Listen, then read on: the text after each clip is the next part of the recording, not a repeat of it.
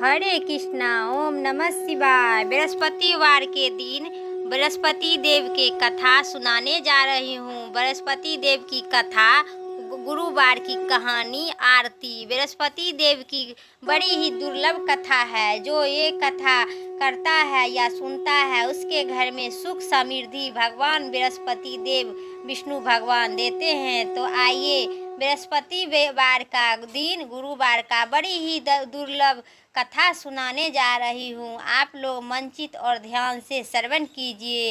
प्राचीन काल की समय की बात है। भारतवर्ष में एक राजा राज करता था। वह बड़ा ही प्रतापी तथा दानी था। वह निश्चयपति मंदिर में जाकर भक्ति भाव से दर्शन करने जाता था। वह ब्राह्मण और गुरुदेव की सेवा किया करता था। उसके द्वारा कोई अनिश्चित कार्य नहीं होकर नहीं लौटता था। वह प्रत्येक गुरुवार को व्रत रखता था एवं पूजा करता था। हर दिन गरीबों में सहायता करता था, परंतु वह सब उनकी रानी के अच्छी नहीं लगती थी। वह न करती थी वह और न किसी को एक पैसा देती थी। रानी की अच्छा नहीं लगती थी क्योंकि दोनों दान में देती थी। वह राजा के ऐसे भी करने से रानी मना किया करते थे। एक समय की बात है कि राजा शिकार खेलने के लिए वन में चले गए। घर पर रानी और दासी थी। उसी समय गुरुवार का दिन था। बृहस्पति देव साधु के रूपी धारण करके और दरवाजे पर भिक्षा मांगने के लिए आए थे। साधु महारूपी रानी ने भिक्षा मांगी तो वह कहने लगी कि हे साधु महाराज, मैं इस दान और पुण्य से तंग आ रही हूँ। इस कार्य के लिए मेरे तो पतिदेव ही बहुत ही है अच्छा। अब आप ऐसा कृपा करें कि सारा धन नष्ट हो जाए तथा आराम से मैं रह सकूं। साधु रूपी बृहस्पति देव ने कहे, हे देवी, तुम बड़ी ही विचित्र हो और संतान और धन कोई दुखी नहीं होता है। को इसकी सभी चाहते हैं। पापी भी पुत्र चाहते हैं और धन चाहते हैं। अगर तुम्हारे पास धन अधिक हो तो भूखों को मनुष्य को भोजन करवा दो, प्याव लगवाओ, ब्राह्मणों को दान दो और धर्मशाला बनवाओ और बावड़ी खुलवाओ, कुआं, तालाब, बावड़ी, बाग बगीचा इत्यादि का निर्माण करवा दो तथा निर्धनों की कुमारी कन्याओं का विवाह करवा दो, साथ ही यज्ञ करो। इसी प्रकार करने से कर्म से आपको कुल का यश आपका परलोक तक फैलेगा और एवं स्वर्ग की प्राप्ति होगी। परंतु रानी साधु इन बातों पर सुख नहीं हुआ, क्योंकि उसे कहा कि हे साधु महाराज, मुझे ऐसा करने से धन की आवश्यकता नहीं है जिसके मैं अन्य लोगों को दान दूं तथा इसके रखने से और संभालने से मेरी सारा समय नष्ट हो जाए। हे साधु ने कहने लगे, हे देवी, यदि तुम्हारी ऐसी इच्छा है तो जैसे मैं तुम्हें बताती हूँ तुम ऐसा ही करना। बृहस्पतिवार के दिन घर को गोबर से लीपना और अपने केस को पीला मिट्टी से धोना, केस को धोते समय स्नान करना और 7 बृहस्पति और अपने पति को हजामत करवाने के लिए भेजना। भोजन में मांस मदिरा खाना, कपड़ा धोबी के यहाँ धुलवाने देना। इसी प्रकार 7 बृहस्पतिवार को करने से तुम्हारा धन नष्ट हो जाएगा। यह कहकर साधु महाराज रूपी बृहस्पति देव अंतर्ध्यान हो गए। रानी ने साधु के कहे के अनुसार 7 बृहस्पतिवार तक वैसा ही करने से विचार किए। साधु के बताने के अनुसार करते केवल 3 बृहस्पतिवार ही थे कि उनकी समस्त धन नष्ट हो गया। भोजन के लिए दोनों समय परिवार में तरसने लगे तथा सांसारिक भोग से दुख रहने लगे। तब वह राजा रानी से कहने लगा कि हे रानी, तुम यहाँ पर रहो, मैं दूसरे देश में को जाता हूँ, क्योंकि यहाँ पर मुझे सभी मनुष्य जानते हैं, इसलिए मैं यहाँ कोई कार्य नहीं कर सकता हूँ। अब मैं परदेश जा रही हूँ, वहाँ कोई काम धाम करूँगा, शायद हमारे भाग्य में बदल जाएगा। ऐसा कहकर राजा परदेश चले गए। वहाँ जंगल से लकड़ी काट कर लाता और शहर में बेचता। इसी तरह जीवन व्यतीत करने लगे। इधर राजा के बिना रानी और दासी दुखी रहने लगी। किसी दिन भोजन मिलता था और किसी दिन जल पीकर रह जाती थी। एक समय रानी और दासी 7 दिन बिना भोजन के व्यतीत करना पड़ा तो रानी और अपनी दासी से कहा, हे दासी, यहाँ पास के ही नगर में मेरी बहन रहती है, बड़ी ही धनवान है। तुम उसके पास जाओ और कहो से बेझर 5 से बेझर मांग लाओ, जिससे कुछ समय के लिए गुजर जाएगा। रानी और दासी की बहन के पास गई। रानी की बहन के समय पूजा कर रही थी। बृहस्पति वार का दिन था। दासी ने बार बार कही, परंतु रानी की बहन कोई उत्तर नहीं दिए, क्योंकि वह उस समय बृहस्पति देव की कथा सुन रही थी। जब दासी को रानी का बहन के कोई उत्तर नहीं मिला तो वह बड़ी ही दुखी हुई और उसे क्रोध भी आया। वहाँ से लौट कर रानी के बोली, हे रानी, आपकी बहन बहुत ही धनी स्त्री है। वह छोटे लोगों से बात भी नहीं करती है। मैंने उससे कहे तो उसने कोई उत्तर नहीं दिया। मैं आपस चली आई। रानी बोली, हे दासी, इनमें उसका कोई दोष नहीं है। जब बुरे दिन आते हैं तब कोई सहारा नहीं देता है। अच्छे दिन और बुरे दिन के पता विपत्ति में ही लगता है। जो ईश्वर की इच्छा होगा वही होगा। यह सब हमारे भाग्य का दोष है। उधर रानी की बहन न सोचा कि मेरी बहन की दासी आई थी, परंतु मैं उससे नहीं बोली, इससे वह बड़ा ही दुखी हुई होगी। अंत में कथा सुनकर और विष्णु भगवान का पूजा समाप्त कर अपनी बहन को घर आई और कहने लगी, हे बहन, मैं बृहस्पतिवार का व्रत करती हूँ। तुम्हारे दासी हमारे घर गई थी, परंतु जब तक कथा होती है तब तक हम लोग न उठते हैं और नहीं बोलते हैं, इसलिए मैं नहीं बोली। कहो दासी क्या कहने गई थी? रानी बोली, हे बहन, हमारे घर का अनाज नहीं थी। वैसे तुम्हें कोई बात छिपी नहीं है, इसके कारण मैंने दासी को तुम्हारे घर 5 सेर बेझर लेने के लिए भेजा था। रानी की बहन बोली, हे बहन, देखो, बृहस्पति भगवान सबको मनोकामना पूर्ण करते हैं। देखो, शायद तुम्हारे घर में अनाज रखा होगा। यह सुनकर दासी घर के अंदर गई। वहाँ से उसे एक घड़ा बेझर भरा मिला और बहुत बड़ी ही हैरानी हुई क्योंकि उसने एक एक बर्तन को देख लिया था। उसने बाहर आकर रानी को बता दी कि दासी अपनी रानी को कहने लगी, हे रानी, देखो, ऐसे हम लोग जब अन्न की नहीं मिलता है तो हम रोज़ ही व्रत करते हैं। अगर इसमें व्रत की विधि और कथा पूछ ली जाए तो उसे हम भी किया करेंगे। दासी के कहने पर रानी ने अपनी बहन से बृहस्पतिवार का व्रत का बारे में पूछा। उनकी बहन ने बताए, हे रानी की बहन, बृहस्पतिवार को व्रत सूर्य उदय के पूर्व स्नान करें। बृहस्पति देव का व्रत करना चाहेगा तो लेकिन उस दिन सिर नहीं धोना चाहिए। बृहस्पतिवार के व्रत के चने की दाल और मुनक्का से विष्णु भगवान का केले के वृक्ष की जड़ को पूजा करो तथा दीपक जलाओ। उसी दिन एक ही समय भोजन करो। भोजन में पीला खाना पदार्थ का दूसरे और पूजा की विधि बताकर रानी के बहन अपने घर लौट गए। अपनी रानी और दासी दोनों ही निश्चय की कि बृहस्पतिवार के दिन भगवान का पूजा जरूर करेंगे। 7 दिन बाद जब बृहस्पतिवार का आया तो उन्होंने व्रत रखा।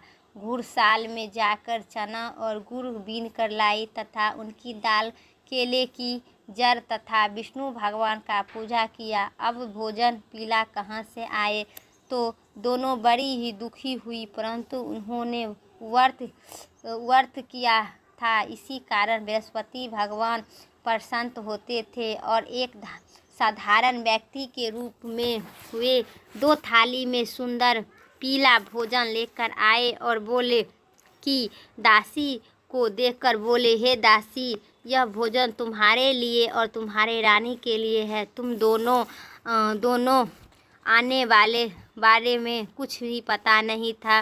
कहने लगे। दासी भोजन पाकर बहुत ही प्रसन्न हुई और रानी से बोली, रानी जी भोजन कर ले। रानी को भोजन आने के बारे में कुछ भी पता नहीं था, इसलिए वह दासी से बोली, है जा तू ही भोजन कर लो, क्योंकि तुम हमारी व्यर्थ में हंसी उड़ाती है।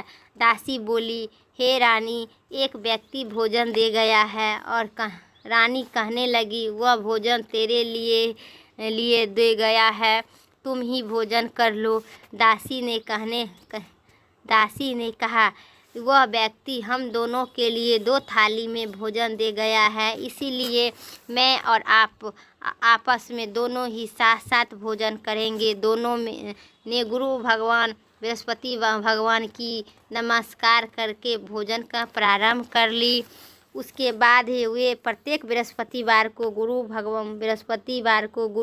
भगवान का व्रत और पूजा करने लगी, क्योंकि बृहस्पति भगवान की कृपा से उनके पास धन आया गया। परंतु रानी फिर पहले की तरह आलसी करने लगी। तब दासी बोली, देखो रानी, तुम पहले भी इसी प्रकार आलस करती थी, तुम्हें धन के रखने का कष्ट होता है, इसी कारण सभी धन नष्ट हो गया। अब गुरु भगवान की कृपा से धन भी मिला है, तो फिर तुम्हें आलस होता है। बड़ी ही मुश्किल की बातों के बाद हमने धन पाया है, इसलिए दान पुण्य करनी चाहिए। तुम भूखो मनुष्य को भोजन करवाओ, प्याव लगवाओ, ब्राह्मणों को दान दो और कुआं, तालाब, बावड़ी इत्यादि का निर्माण कराओ। मंदिर में पाठशालाओं बनवाओ, दान दो और कुमारी कन्या को विवाह करवाओ। धन का शुभ कार्य में खर्च करो, जिससे तुम्हारे कुल का यश बढ़ेगा तथा स्वर्ग लोगों में प्राप्ति होगी, पितृ प्रसन्न होंगे। दासी की बात मानकर रानी इसी प्रकार काम करने के प्रारंभ किए, जिससे उनकी काफ़ी यश फैलने लगा। एक दिन रानी और दासी आपस में विचार करने लगी कि न जाने राजा किस दशा में होंगे, उसकी कोई खोज खबर नहीं है। गुरु भगवान ने उन्होंने प्रार्थना की और भगवान गुरुदेव बृहस्पति देव भगवान ने रात्रि में राजा का स्वप्न में कहे, हे राजा उठो, तेरी रानी तुझसे याद करती है, अब अपने देश को लौट जाओ। राजा प्रातःकाल उठकर जंगल में लकड़ियां काटने जाने लगे। जंगल में ही ओर चल गए पड़े। जंगल में गुजरते हुए वह सोचने लगा कि रानी की गलती से उसे कितने दुख भोगने पड़े। राजपाट छोड़कर उसे जंगल में आकर रहना पड़ता है। जंगल में लकड़ियां काटकर उसे बेचकर गुजारा करना पड़ता है। उसी समय उस जंगल में बृहस्पति देव एक साधु रूपी धारण कर आए और बोले, राजा पास जाकर बोले, हे लकड़ीहरे, तुम इसी सुनसान जंगल में किस चिंता में बैठा हो, मुझे बताओ। यह इतना राजा ने नेत्र में जल भर आया और साधु के वंदना करने बोला, हे प्रभु, आप सब कुछ जानने वाले हैं। इतना कहकर राजा ने साधु को अपनी संपूर्ण कहानी सुना दी। महात्मा दयालु होते हैं। वे राजा से बोले, हे राजा, तुम्हारी पत्नी ने बृहस्पति देव को प्रति आराधना किया करता है, जिसके कारण तुम्हारे यहाँ दशा हुआ है। अब तुम किसी प्रकार का चिंता मत करो, भगवान तुम्हें पहले की अधिक धन देंगे। देखो, तुम्हारी पत्नी ने बृहस्पतिवार का व्रत करती है और प्रारंभ कर दो। अब तुम भी बृहस्पतिवार का व्रत करो। चने की दाल व गुड़ गुड़ जल लोटे में डालकर केले का वृक्ष में करो, फिर कथा कहो या सुनो, भगवान तुम्हारी सभी मनोकामना पूर्ण करेंगे। साधु को प्रसन्न देखकर राजा बोला, हे प्रभु, मुझे लकड़ी बेचकर इतना पैसा भी नहीं बचता है जिसके भोजन करने का उपरांत कुछ बचा सकूं। मैंने रात्रि में अपनी रानी को व्याकुल देखा है। मेरे पास कोई साधारण धन नहीं है जिससे समाचार जान सकूं। फिर यह बृहस्पति देव की क्या कहानी कहूँ व सुनूं, मुझसे कुछ नहीं भी मालूम नहीं है। साधु ने कहा, हे राजा, तुम किसी बात की चिंता मत करो। बृहस्पतिवार के दिन तुम रोजाना की तरह लकड़ियां लेकर शहर में जाओ। तुम्हें रोज की तरह दुगुना धन की प्राप्ति होगा, जिससे भली भांति तुम भोजन कर लेंगे तथा बृहस्पति देव की पूजा का सामान भी आ जाएगा। बृहस्पति देव की कथा इसी प्रकार का हुआ। तो जो व्यक्ति प्रेम से मंचित और ध्यान से भगवान बृहस्पति देव की कथा करता है या पूजा करता है या सुनता है, वो उसे भगवान बृहस्पति देव सभी मनोकामना पूर्ण करते हैं। प्रेम से बोलिए सियावर विष्णु भगवान की जय। अब आरती का प्रारंभ करते हैं।